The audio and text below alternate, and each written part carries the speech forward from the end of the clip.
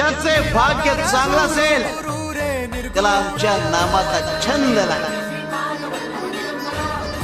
आणि त्याच्या मुखात सतत नाम जप असेल. आमच्या नामाची गोडी निर्माण होईल. ध्यानी मनी स्वप्नी ही नाम संजीवनी वदनी असेल. त्याला निरंतर सुखाची प्राप्ती होईल. तसं मधाचं सेवन करण्यासाठी भ्रमर कमळ फुलात गुंतून पडतो